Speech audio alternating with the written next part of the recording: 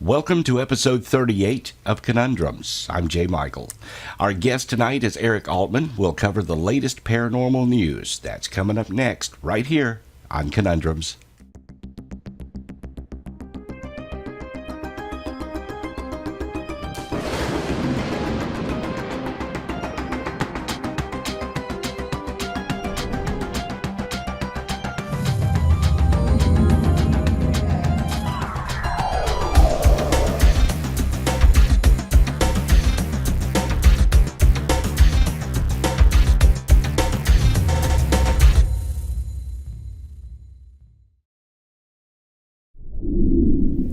Welcome to episode 38 of Conundrums. Our guest tonight is Eric Altman. He'll be bringing us the latest in paranormal news. Eric, how you doing, buddy? Doing good, Jay. Good to see you again. It's been a while since we've been together on the show here, but we did get a chance to get together back in October here in Pennsylvania. It's good to finally meet you in person. Yeah, that was great. I had a fantastic time, and you did a wonderful job with that conference. You were on your toes constantly. I know there was a lot of things going on, and you kept it organized. You really put a wonderful conference together, and I'm hoping you're welcome. I'm hoping that you'll do it again soon. I'm retired right now from the conference scene. It's a lot of work that goes into those, as you know. Oh, yeah. And a lot of people had a good time. I think we had over 600 people attend the full weekend, and for both days, the UFO and the Bigfoot days, and it was a lot of fun. And I got to meet a lot of great people like yourself. We finally got to meet, and a lot of people really commented and they enjoyed it and had a good time. So I'm glad you were there. I'm glad you had a good time as well. I did, and it was great going out to eat with Dr. Jeff Meldrum and some of the other guys that were there. You had a fantastic lineup. And just anyone who missed it, look forward. Hopefully they'll have another one soon or sometime in the future. And if they do, if Eric does decide to come out of retirement and put together another show, well, do not miss it, because I guarantee you it'll be wonderful. Yeah, like they say, never say never. That's true. Well, you've had some health problems lately. I noticed on Facebook. What's going on? Are you feeling better? Yeah, actually, I'm just getting over the flu, which was compounded by sinus and ear infection. It's the weather changing up here in eastern Pennsylvania, or southwestern Pennsylvania in the eastern United States.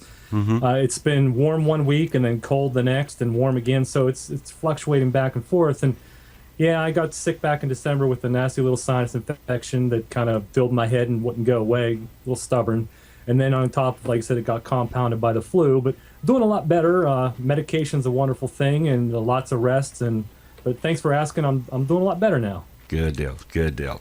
Well, I tell you what, we got some paranormal news we want to get into tonight. I'm going to let you grab the first story, and let's start talking about it, okay? Sounds good.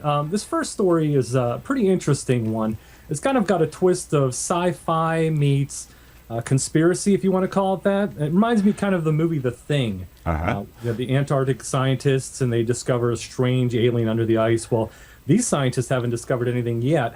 However, they are doing something pretty interesting. And this happened this past Tuesday, February the 8th. Some Russian scientists were actually drilling in an area in Antarctica to an ancient lake buried under the ice for over 20 million years.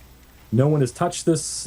Modern man has not touched this lake that's been hidden for quite some time, and they've been trying to reach it for a while, and finally success on this past Tuesday. They drilled down through the ice. They finished the last 4 kilometers or 4 meters to get to this underground lake.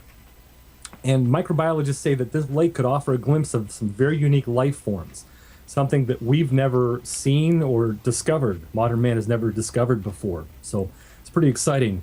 What they compare this area to, they say it's considered to be like the water that you might find on Jupiter's moon of Europa. It's pretty thick on top, but underneath it has like a thermoglacier temperature that keeps this water from freezing. It keeps it flowing. And basically what it is, it's called Lake Vostok, and it's in the Antarctica. And the scientists, like I said, they've been drilling there for quite some time trying to get through it. And eventually they have broken through, and they plan on testing this water. They sucked a sample of the water out of the lake, and they plan on checking it out. Now, what's really cool about it is they say that this water source that they found is almost 3,300 miles of pristine water, twice cleaner than what we know is double distilled water.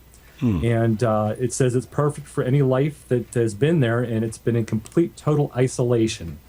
Now, they're not expecting to find the Loch Ness Monster there, of course, but you never know what they will find. They might find some new smaller aquatic creatures, some microbiotic creatures. They're not really sure, but it's a breakthrough, and such groups as NASA's been watching them very thoroughly. And of course, the Russian scientific community, the American scientific community, they've all been watching this very, very closely. And Professor Priscu, who's a microbiologist at the University of Montana, he says he's been on top of this for quite some time. He's actually attended that area to try to do a drilling expedition there last year. But he's very interested in finding out what unique organisms may be in that lake as well. Now, there's sort of a Nazi connection to this too, isn't there? Right, and that's where the conspiracy theory comes into play in all this.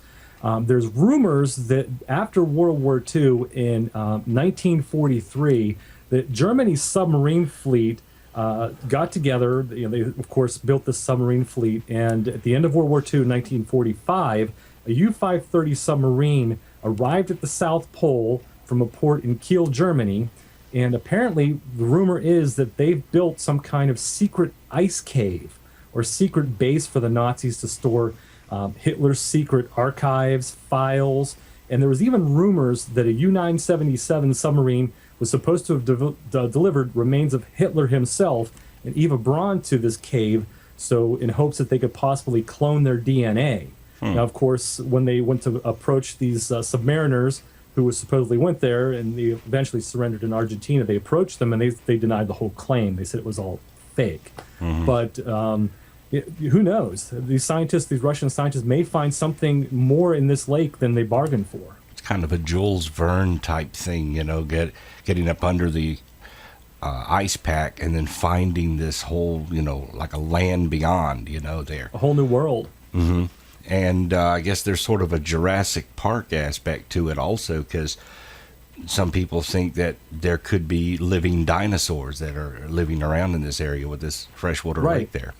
Yeah, and although the main scientist that I mentioned, Professor Prisco, he doesn't believe they'll find something as large as the Loch Ness Monster per se, or something to that size. But again, he's not really sure what they'll find. And the body of water is over 3,300 square miles.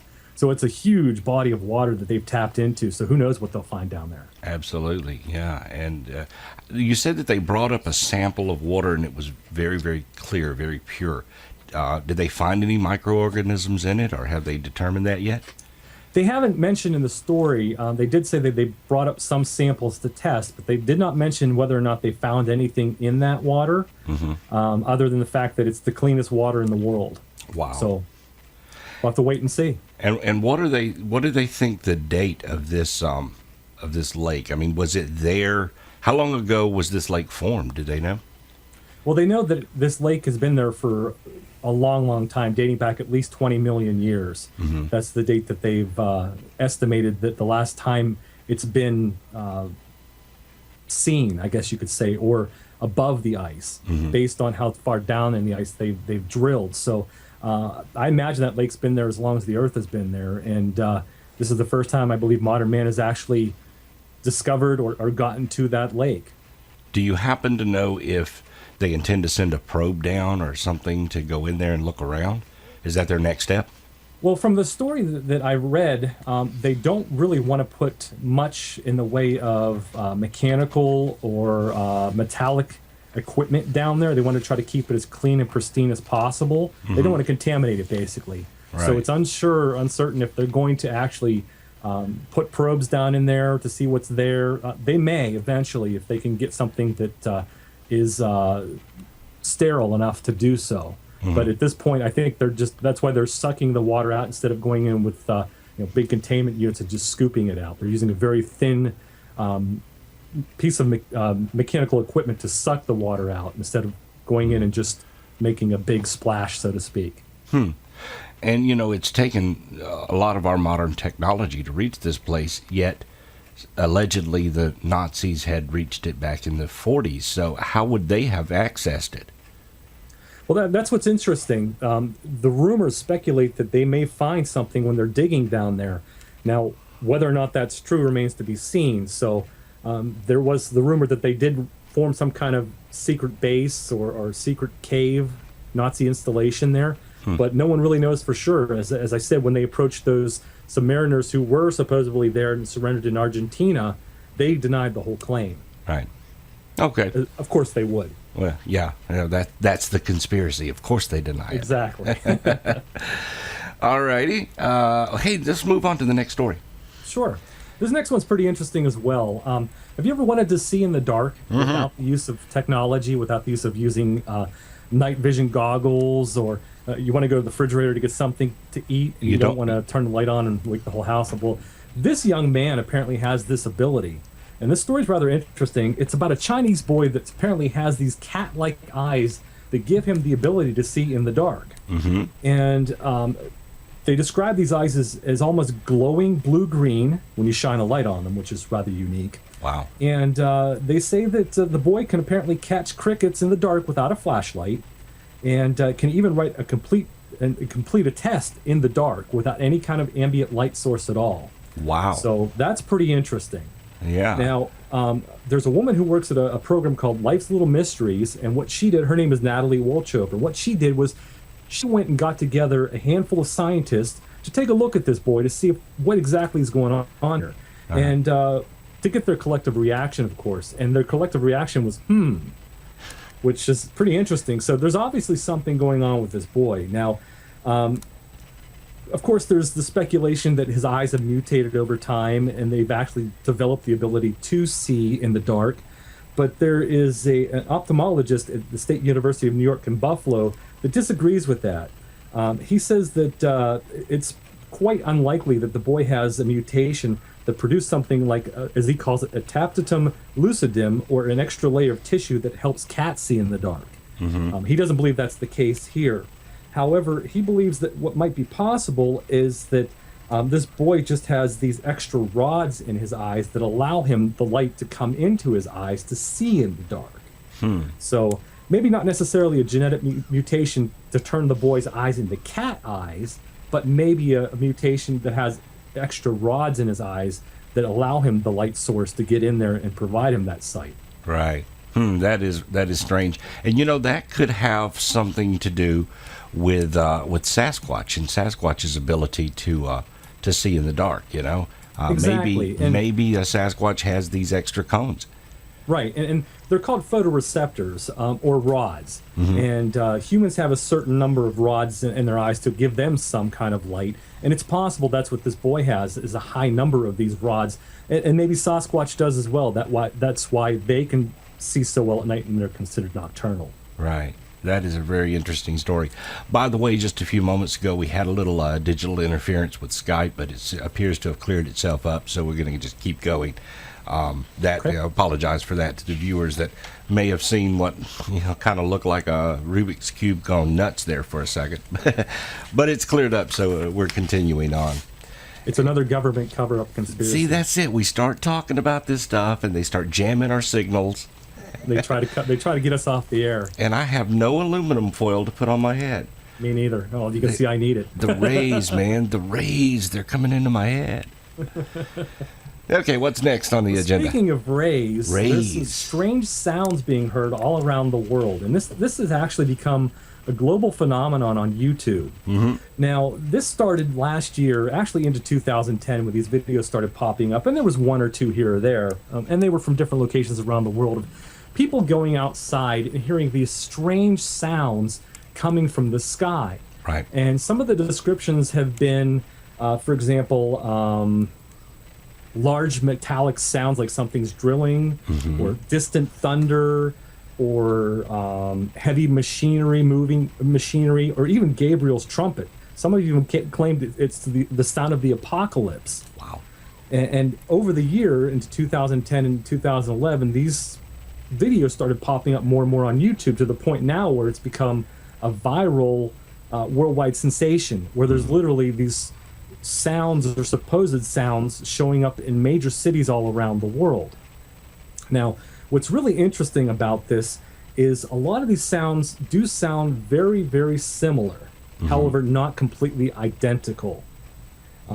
Some have theorized, as I said, that this is the sound of the apocalypse, the end of the world coming, and this is truly Gabriel's trumpet being played, and it's the end times. While others speculate, no, it's nothing more than a drilling site that's close by to where the sounds have been recorded, and that's what they're hearing. Other people have speculated that this is the earth making groans and moans and adjusting to what we're doing, poisoning the earth, so therefore it's letting off these sounds and noises and its response to what we're doing. Others speculate that this is, like I said, distant thunder.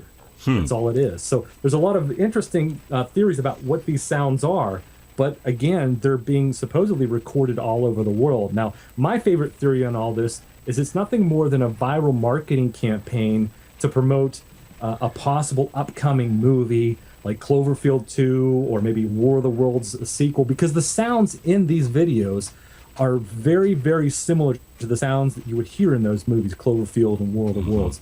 Very metallic and that kind of like amplitude, that loud. So there's some interesting theories about that as well. Is there any indication that Hollywood may be using this for that sort of thing, for some sort of a marketing campaign? Has any word come out? There's leaked out that way? Nothing yet that I'm aware of. I've been following this pretty closely. I had one of the stories up in Canada where there were two, you've probably seen it, the two gentlemen out there in the snow where they're hearing this. Right. And it's playing in the background. Now, that's all I've really seen is these videos being recorded from all around the world. Nothing from Hollywood yet. Nothing to give us a little maybe clue or hint as to what these videos might be. However, it could be anything at this point. No one really knows. But what's interesting about it, as I said, it's not just one specific location. I mean, it's been recorded in Costa Rica, Denmark, Kiev in the Ukraine, Arizona, Michigan, Chicago, New York in the States, Philadelphia, Texas, Budapest, Hungary, Scotland, France, Norway. It's been heard all around the world, and no one really has an explanation to it. Some say it's just nothing more than a big hoax. Right. So I've listened to some of these and, processing them through equipment and stuff, and I can tell that on some of them, you can definitely tell that it's in the actual audio of the video. It's kind of off in the distance.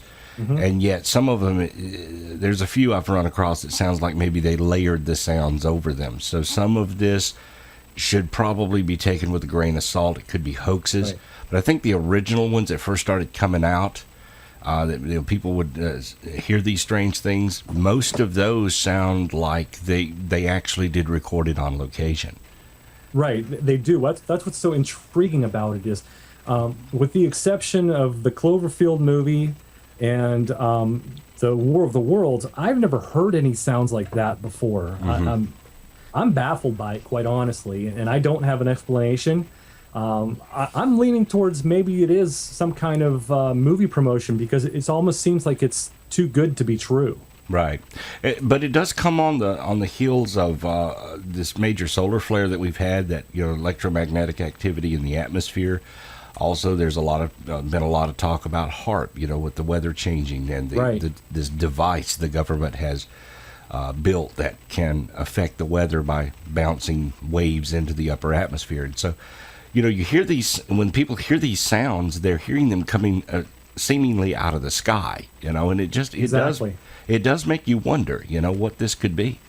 And I'm glad you brought that up, because those are two of the theories that people think that might be going on here. Is the HAARP project, which is supposedly a project that doesn't exist. The government denies it, but there's a lot of people that think, there's stuff going on where they're shooting rays up into the air and manipulating the ionosphere and causing weather changes. That's what they're hearing. And there's those theories that you brought up as well. There's a lot of them out there.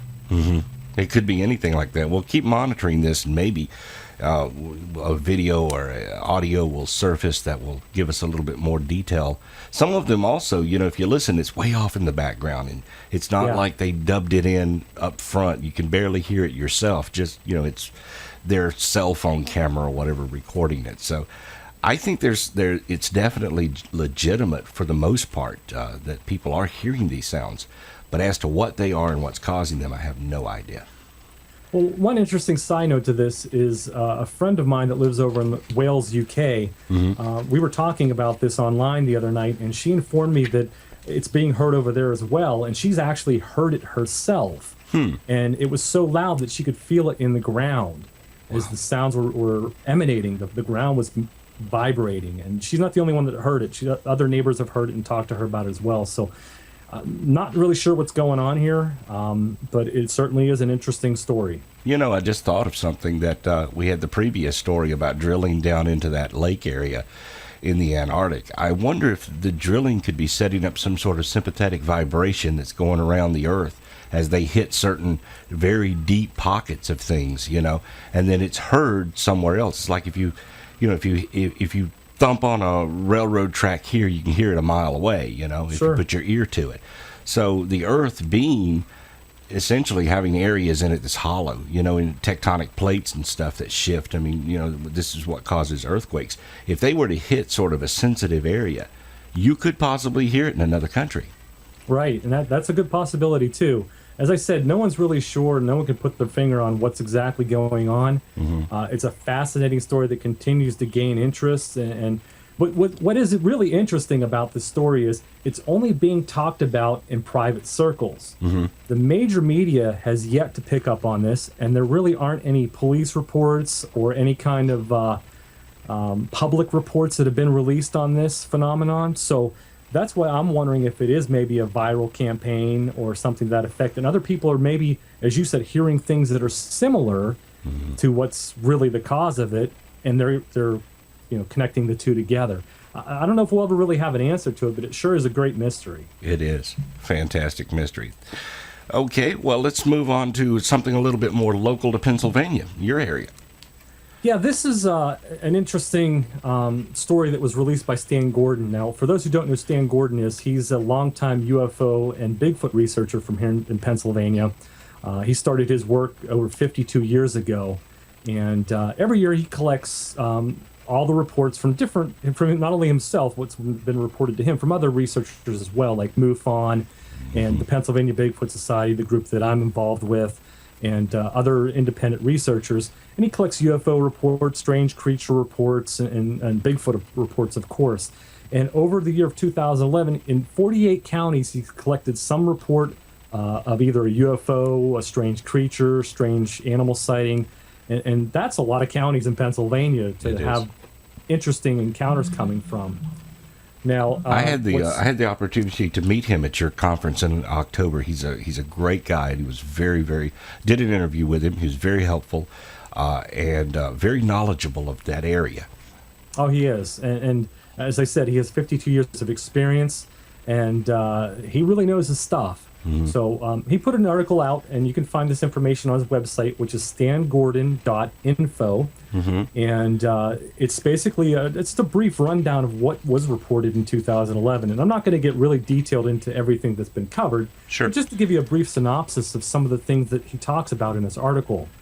And again, this is through other sources such as Peter Davenport's National UFO Reporting Center, the Pennsylvania chapter of MUFON, the PBS, the Pennsylvania Bigfoot Society, and of course other independent groups and researchers.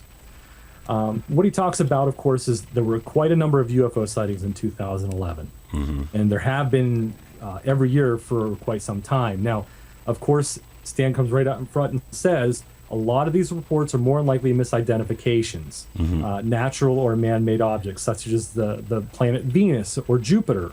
Those were commonly misidentified. Bright meteors or a blimp, or what may be known as hot air balloons, amateur homemade hot air balloons, or Chinese lanterns. He got some of those kinds of reports over the Pittsburgh, Pennsylvania area.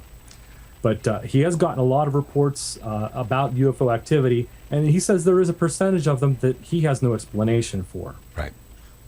So those are some of the things that are being seen over the skies. One in particular I thought was pretty interesting, and I'll just show this one really quickly. Sure. He's got reports about different sizes and different shapes of objects.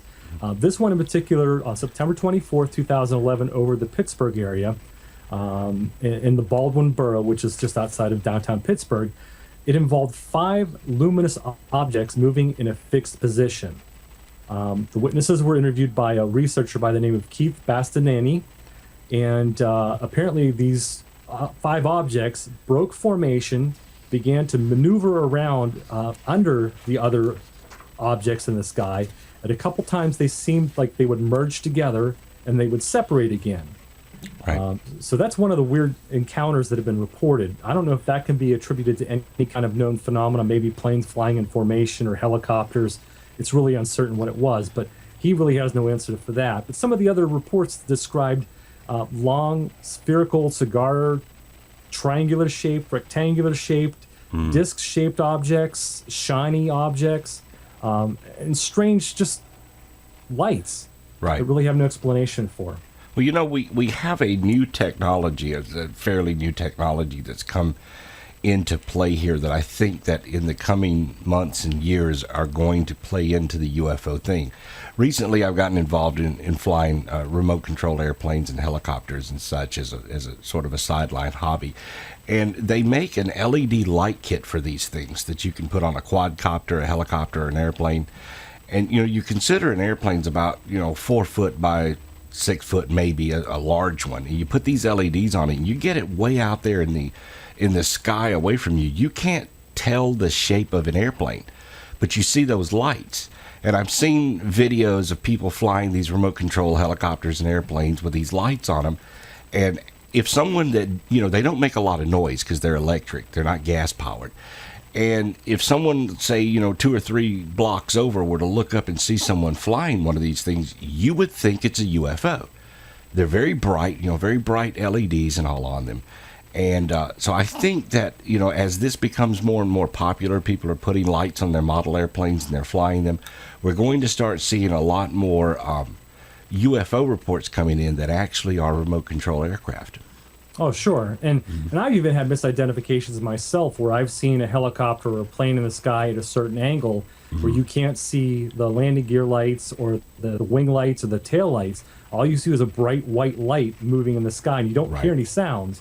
And then once it flies over you and you look directly up at it, then you can see the wing lights, the tail lights, and you recognize it's an airplane. So that's a good possibility, too. That people are just catching these strange or these common objects like airplanes, helicopters, blimps, whatever, in the sky at a different type of angle and only seeing it for a few seconds and saying, I saw this thing in the sky that was one bright light with no sounds. It couldn't have been an airplane, but in fact it was. Right. And, Chinese lanterns came along a few years ago.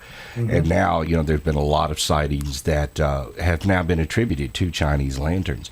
And I think we have this new thing that's beginning now, that people putting these LEDs on model airplanes. And you can make a model airplane go up and just do amazing, stupid stunts that you wouldn't think it's an aircraft because your brain would say, there can't be anybody in that. The G-forces would kill them. But it's a little small airplane, and it's flying around and doing this stuff.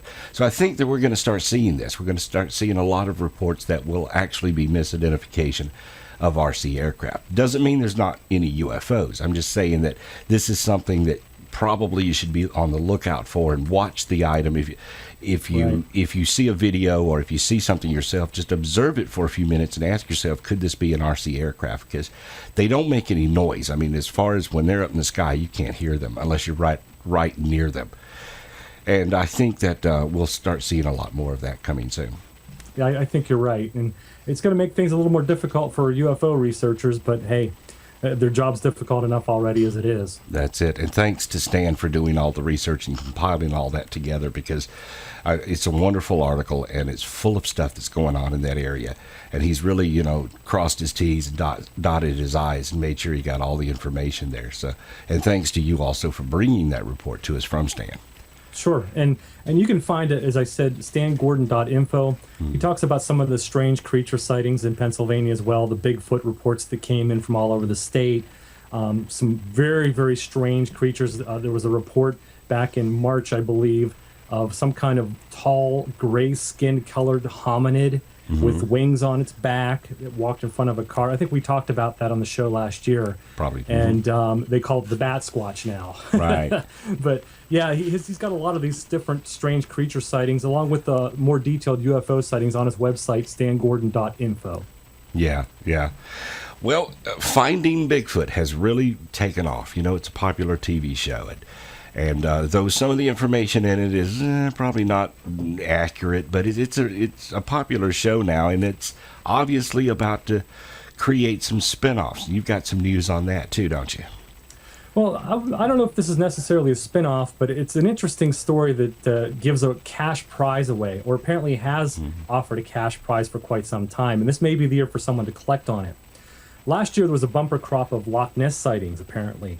And this may lead the person who captures a video or a photograph of the Loch Ness Monster a cash prize of £1,000, which estimates to $1,500 in American change. So there have been some really good sightings around the loch in 2011, and apparently people are seeing something over there. Just a quick recap of some of the reports that have come in. Going back to this past year, there were 2 possible creatures photographed. 3 sightings at the lake last year. A gentleman by the name, on vacation, William and Joan Job, saw what they appeared to be a head peeking above the water, 200 to 300 yards off the shore from Fort Augustus, that famous fort that you always see in the pictures, the abandoned fort there. In June and January, Jan and Simon Hargraves in June apparently caught a glimpse of Nessie in the loch near the village of Foyers. They weren't able to get it on film, unfortunately. And then September of this year, a fish farm worker by the name of John Rowe snapped an idyllic photo of a large, dark-shaped object with 2 humps in the water just beneath the arch of a rainbow. So people are seeing something in the lake. They're not sure exactly what it is.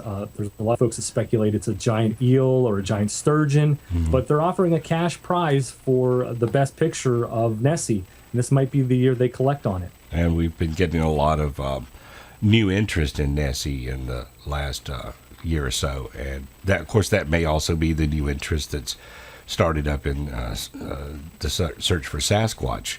Sure. Because of shows like Finding Bigfoot and things like that. There's a new show on the horizon where they're looking to do something like that on a Bigfoot theme. It's a new Sasquatch series that's coming, and they're actually asking people to participate now. I think I've got a link on the Conundrums Facebook page where you can go and link on that and find the company that they're about to start producing this thing. It's kind of like Finding Bigfoot, but all the participants in it will be trying to find Bigfoot, and there's a big prize at the end of it for that. Right. I was actually contacted by that production company and asked to partake in the audition for one of the team members. A lot of Bigfoot researchers in the Bigfoot community were contacted. I politely just deleted the email and didn't bother to respond. That's not my thing. But we'll leave that for Bobo and Matt and Cliff and those guys that were finding Bigfoot. Let them have the spotlight. But come on, Eric. Get out there and show them how it's done. I'm busy enough on my own with great shows like this, Conundrums, and my own radio show and everything else going on. So this is good enough for me. But yeah, it seems like the paranormal field was huge over the last couple of years with ghost shows and UFO shows, and now they're getting into the cryptozoology aspect of things with Finding Bigfoot. And this new show that they're working on, and all these new sci-fi movies coming out on the Sci-Fi Channel about Bigfoot. So maybe cryptozoology and Bigfoot's on the upswing. And I'm glad to see that happening. Not anything against the ghost hunters, but as far as marketing and media for ghost hunters, that's pretty much tapped out. No pun intended. You know, they've done all kinds of things with various different ghost shows. So it's time to shift the attention back to UFOs and back to Bigfoot, because you know, I think that good, positive media attention can always be good. Oh, sure. I agree with you. Well, speaking of 2012, there's let's move on to 2012. Yeah, a lot of folks have predicted some strange things for this year. Yeah, and people always like predictions. I think predictions are fun, you know, a glimpse into the future, what may happen, what may not happen. And for a long, long time, we both know that the psychics in the world have always predicted different things for each year. And what I've tried to do this year is there was a list put out of psychic mediums who predicted things that are going to happen in 2012. And they put out a long list of different psychics and a whole list of their predictions. What I've tried to do for this particular story is kind of break it down to just a handful of psychics and some of the interesting predictions that they've said are going to happen. And actually what's interesting about this is some that I'm not going to mention have actually happened. Wow. So, yeah, so it's interesting to hear this. But let's get on to the psychic predictions for 2012. Let's go. Take them one at a time. Okay, now this first psychic, his name is Lamont Hamilton, or they call him Monty. And he's an ordained minister, Reiki master, healing practitioner, registered hypnotherapist, holds multiple degrees in business, psychology, and education, and he's worked in the paranormal field for 25 years. Mm-hmm. And these are some of his predictions, and they're pretty interesting. Now, as we all know, it's been long talked about that December 21st, 2012 will be the end of the world. Right. The Mayan calendar ends, and there's a lot of speculation. We won't get into that tonight, but he looks at that prediction, and he says he doesn't see that happening. He doesn't see the end of the world coming, of one day a cataclysmic event that's going to destroy the world. But instead, he sees a spiritual fulfillment that's going to take place for most countries and people that want positive changes for their lives and futures. So he puts a positive spin on it and says, it's not going to be all bad in 2012. Okay.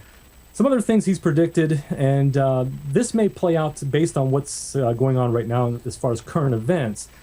He sees an Iranian revolution taking place before late summer where the spiritual leader Ayatollah Khamenei, or President Mohammad Ahmadinejad, if you can say that fast, are removed from power. He sees that there's going to be a revolution in the country where government's going to change, and they're going to start looking at a different way of doing things, which may really put an end to this giant crisis going on between the Western countries and the Middle East, Russia and China. So let's hope he's right on that one. Keep our fingers crossed that he hits the mark on that one. Mm-hmm.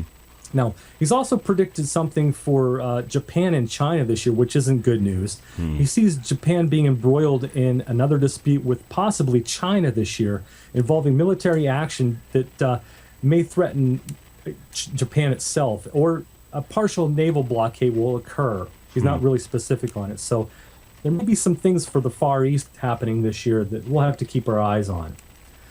Now, as you all know, we're in a new election year, and Monty has predicted that President Barack Obama will face Republican conservative Mitt Romney, and that seems to be the way things are leaning right now, so that might be a given.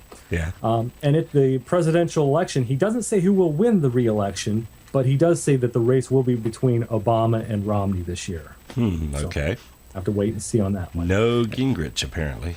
Apparently not. Old Newt will be sitting on the sidelines.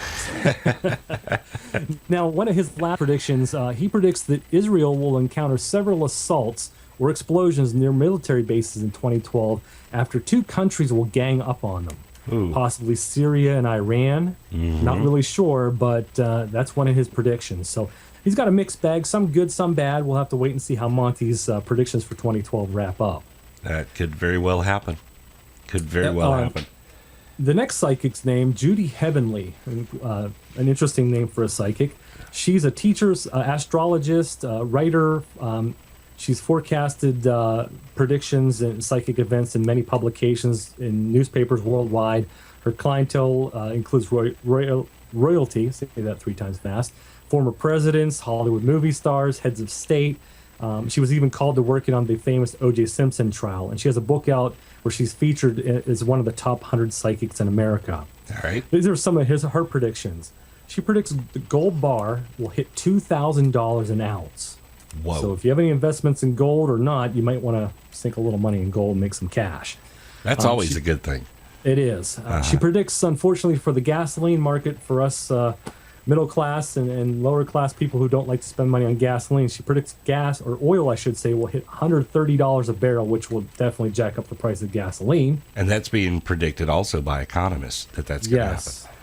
And let's keep our fingers crossed that doesn't happen. Yeah, I hope she's wrong. Something else that she predicts that relates to Iran, she predicts seeing Iran will become the Persian Gulf's major refinery, oil refinery. So if that's the case and things are the way they are, then we may see oil go up a lot. That could play into the other one's prediction about a conflict, over there. Quite true. Now, Yeah. I don't know if these psychics know each other or not. They might. But They may be calling each other at night. Okay, I'm going to say this, you say that. exactly. Now, Judy predicts that President Barack Obama will be reelected in 2012, so maybe she's working with Monty on that prediction there. She also sees that facial recognition software will add a new level of security to U.S. computers this year. Okay, Now, I can see what's that interesting is they've already come up with the fingerprint scans to access your computer. I have a laptop where you have to swipe your finger over the little light bar, the LED bar, to get access to sign onto the computer. Uh-huh. So maybe it's going to have a little camera in the computer that looks at your face, and like we're doing now with webcams, and recognizes your face and will let you on. And if someone else has a different face, you can't get on their computer. Maybe it'll work better than Skype, though. It's a possibility, and let's hope so. Some other things that she predicts: a breakthrough in the cure of Lyme disease, which I know a lot of Bigfooters are real leery about. I know I am when I go out there in the woods. Right. And one of her final predictions is angels will actually be seen walking among us by some people who've developed extraordinary powers of perception. Okay. Well, that happens. I mean, people do see angels. Yeah. Maybe Yeah, we'll so just get a bumper crop of angel sightings this year. that's a possibility.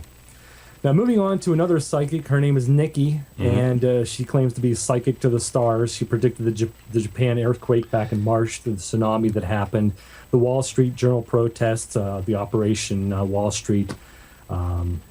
She also predicted the devastating Joplin, Missouri tornadoes of 2011, the deaths of Elizabeth Taylor and Amy Winehouse, and, of course, the trouble in Syria is what she claims to have predicted. This is what she sees for 2012, and just a few of them. Okay. She sees major earthquakes happening this year in Mexico City, destroying most of the city. She also predicts major earthquakes in Washington, Oregon, British Columbia, Alaska, with a giant earthquake taking place in 2012 in California. Ooh. So if you have some oceanside property, you might want to dump it pretty quick. Not good. No. She also predicts a major breakthrough for the cure of breast cancer, which is good news if that does happen. I know some breast cancer survivors and some folks that are afflicted with that disease. Yes. So knock on wood on that one. Yes, pink ribbon for that. Yeah. She predicts that animals and birds, both wild and domestic, will attack people at the end of 2012. We had something recently with birds happen, didn't we? Do you There remember was seeing a lot something of on birds that? that died. Yeah. Okay. Yeah, we'll that have to look that happened story in up 2011. maybe and have some more detail on it. But there was something on the news a lot about birds. Go for it. Yeah. She also predicts giant prehistoric sea monsters will be discovered living under the sea. Well, now there we go back to the drilling in the South Antarctic. Pole. Maybe they'll find some sea monsters. Right. And there are certain places in the ocean where they have not discovered yet or explored, so who knows? Right. Could be. She claims major UFO sightings will take place all over the world with a possible landing of a spaceship That gets predicted practically every year. every year. And yeah, I mean, every year we do have massive UFO sightings, but so far none has landed openly. At least that we know about. Yeah, that we're aware of, yeah. Now, she predicts a stock market crash, much like what happened in 1929, but it's not going to take place just in the United States. This is going to be a global stock market crash. I could see that happening. If you have a cabin in the woods somewhere, stock it with food and get ready to move. Get you an assault rifle and stand guard. Yeah. Some other scary news that she predicts for 2012. North Korea supposedly will attack South Korea and Japan. Okay. So let's hope that one doesn't happen. Could see it happening. She predicts the Earth will fall off its axis a little more than it already has. Okay. And the final prediction she makes is the Holy Grail will be found this year. Wow. That would be big news. Right. And what I plan on doing is just hanging on to this file, and maybe in 2013, if we're still doing Conundrums, we'll go back and review these and see how many Go of these back are and- actually happened or what. Let's do that. Let's make a point to do that. Let's hang on to this this file, and we'll come back in 1 year, and we'll check it and see what happened. There you go. And you got one more. Do you have one more psychic with a prediction or two? Right, I do. His name's Sidney Friedman, and they call him Sidney Seer. He claims a documented prediction rate, accuracy rate of 71%, and near 100% success rate with his Oscar predictions. He's only missing only twice in his predictions. So these are his predictions for 2012. Okay. He says that President Obama will run. Of course, we know that. He's going to run against Mitt Romney. And President Obama will be reelected, with Mitt Romney not winning his home state of Massachusetts. I can see this happening. I can. I can too. Yeah. And a lot of people are actually forecasting that that's going to happen. So we'll have to wait and see. North Korea again in the predictions. Sidney predicts that North Korea's new leader Kim Jong-un by year's end in early 2013 will be seen enacting several key reforms for his country and engaging in some talks with outside countries. Okay. So that might be a big positive thing for the whole North Korea conflict. It could be. So that's some positive news on North Korea there. Unfortunately, he's going along there with Nikki and with Judy about earthquakes this year. He's predicting that there will be some major upsetting earthquake activity on the West Coast, northern West Coast, Northern California, Oregon, Washington. So that'll have to see if that plays out. And with the one we had last year in, what was it, West Virginia or Virginia, that rocked Washington as well. The U.S. unfortunately is sort of due. We're due for some major earthquake activity because we haven't had any in a long time other than that, and we may be seeing the beginning of more earthquake activity. So he could be right on that. That's correct. And even the scientists are saying that we are long overdue, and they're predicting something. So maybe not necessarily a psychic thing going on there. Yeah. Don't need psychic ability. Could be just a good bet. Just a good bet. Yeah. Exactly. All right.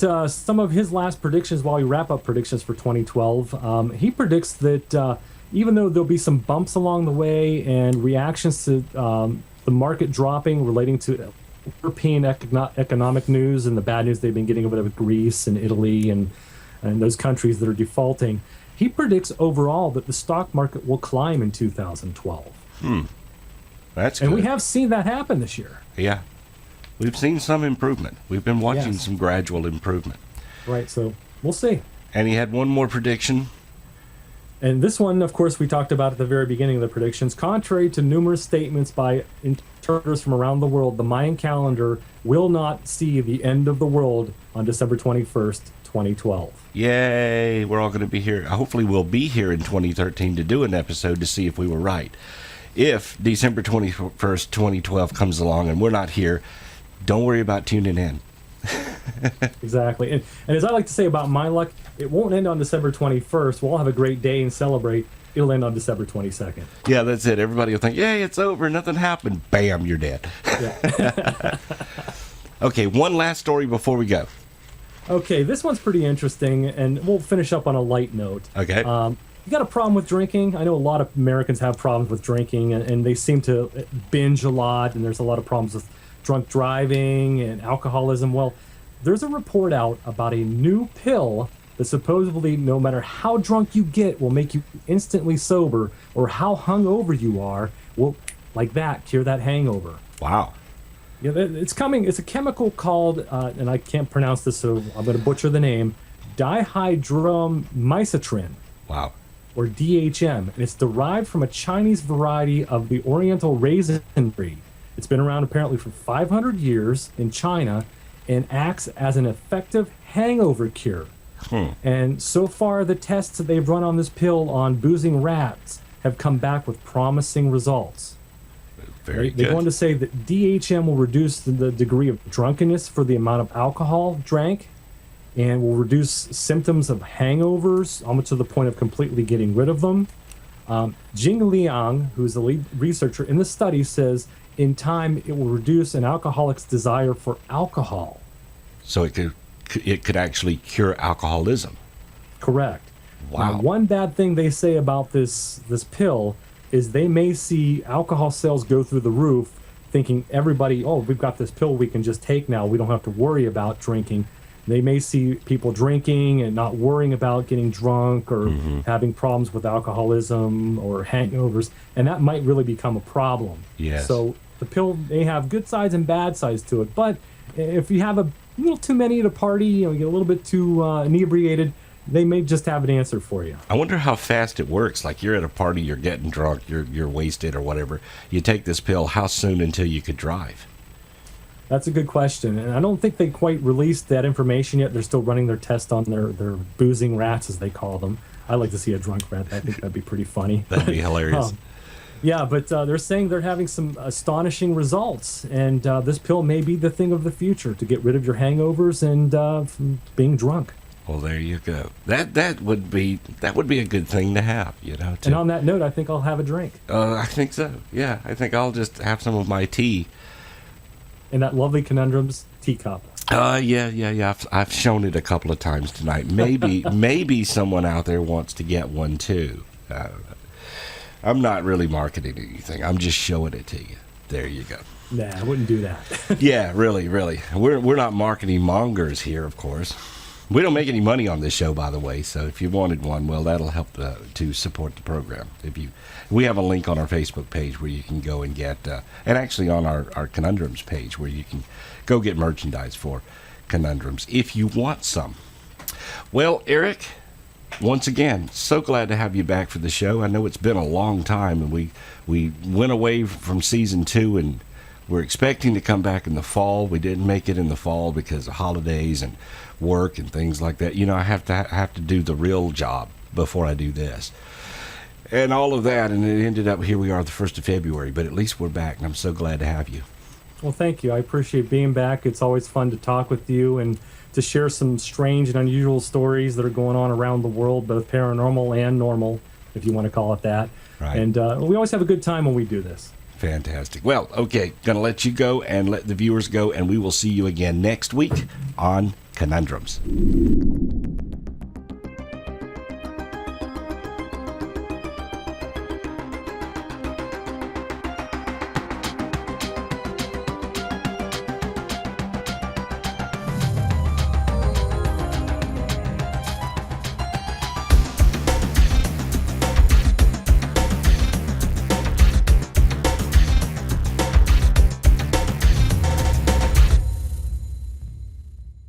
They've built some kind of secret ice cave or secret base for the Nazis to store Hitler's secret archives, files, and there was even rumors that a U-977 submarine was supposed to have delivered remains of Hitler himself and Eva Braun to this cave, so in hopes that they could possibly clone their DNA.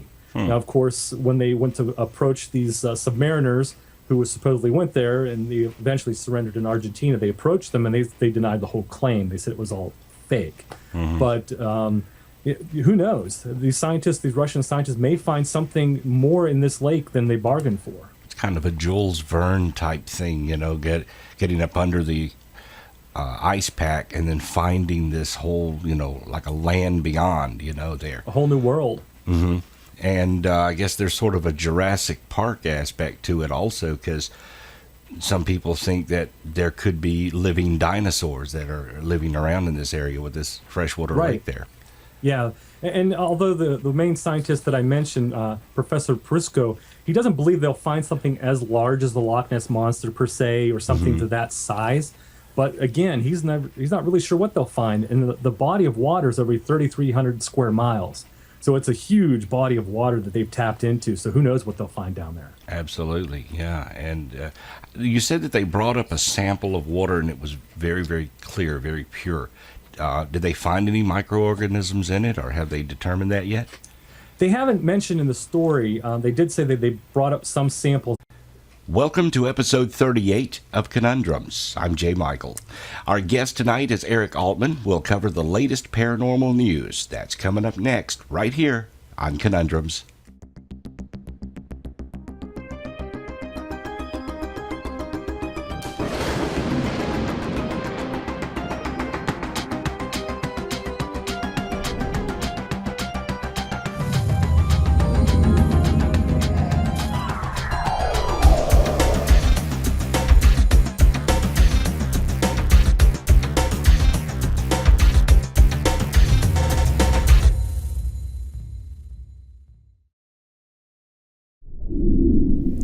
Welcome to episode 38 of Conundrums. Our guest tonight is Eric Altman. He'll be bringing us the latest in paranormal news.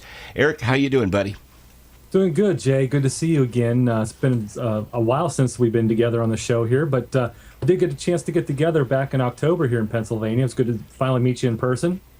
Yeah, that was great. I had a fantastic time, and you did a wonderful job with that conference. You were on your toes constantly. I know there was a lot of things going on, and you kept it organized. You really put a wonderful conference together, and I'm hoping, you're welcome. I'm hoping that you'll do it again soon.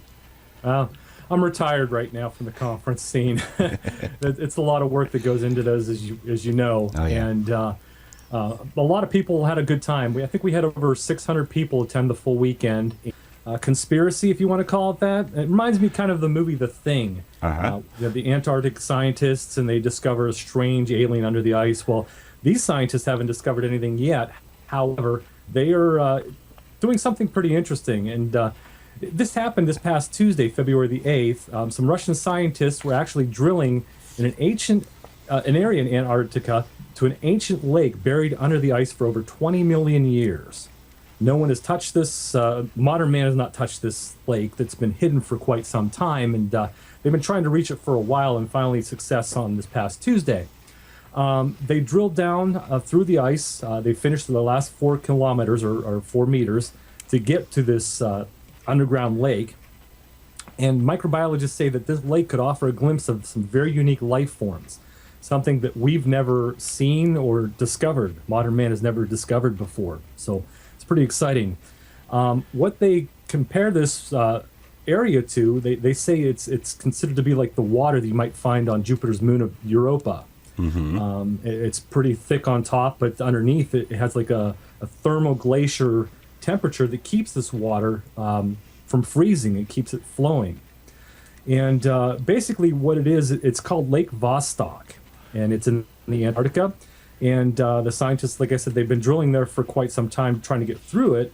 And eventually they have broken through, and they plan on testing this water. They sucked a sample of the water out of the lake, and they plan on checking it out. Now, for both days, the UFO and the Bigfoot days. And it was a lot of fun, and I got to meet a lot of great people like yourself. We finally got to meet, and a lot of people really commented on they enjoyed it and had a good time. So I'm glad you were there. I'm glad you had a good time as well. I did, and it was great going out to eat with Dr. Jeff Meldrum and some of the other guys that were there. You had a fantastic lineup, and just anyone who missed it, look forward. Hopefully they'll have another one soon or sometime in the future. And if they do, if Eric does decide to come out of retirement and put together another show, well, do not miss it, because I guarantee you it'll be wonderful.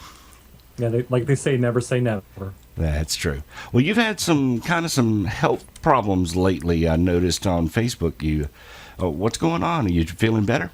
Yeah, actually, I'm just getting over the flu, which was compounded by sinus and ear infection. It's the weather changing up here in eastern Pennsylvania, or southwestern Pennsylvania in the eastern United States. It's been warm one week and then cold the next and warm again, so it's fluctuating back and forth. And yeah, I got sick back in December with a nasty little sinus infection that kind of filled my head and wouldn't go away, a little stubborn. And then on top, like I said, it got compounded by the flu, but doing a lot better. Medication's a wonderful thing, and lots of rest. But thanks for asking. I'm doing a lot better now. Good deal. Good deal. Well, I tell you what, we got some paranormal news we want to get into tonight. I'm going to let you grab the first story, and let's start talking about it, okay? Sounds good. This first story is a pretty interesting one. It's kind of got a twist of sci-fi meets. What's really cool about it is they say that this water source that they found is almost 3,300 miles of pristine water, twice cleaner than what we know is double distilled water. And it says it's perfect for any life that has been there, and it's been in complete, total isolation. Now, they're not expecting to find the Loch Ness Monster there, of course, but you never know what they will find. They might find some new smaller aquatic creatures, some microbiotic creatures. They're not really sure, but it's a breakthrough. And such groups as NASA's been watching them very thoroughly. And of course, the Russian scientific community, the American scientific community, they've all been watching this very, very closely. And Professor Priscu, who's a microbiologist at the University of Montana, he says he's been on top of this for quite some time. He's actually attended that area to try to do a drilling expedition there last year. But he's very interested in finding out what unique organisms may be in that lake as well. Now, there's sort of a Nazi connection to this too, isn't there? Right, and that's where the conspiracy theory comes into play in all this. There's rumors that after World War II in 1943, that Germany's submarine fleet got together. They, of course, built the submarine fleet, and at the end of World War II in 1945, a U-530 submarine arrived at the South Pole from a port in Kiel, Germany, and apparently the rumor is that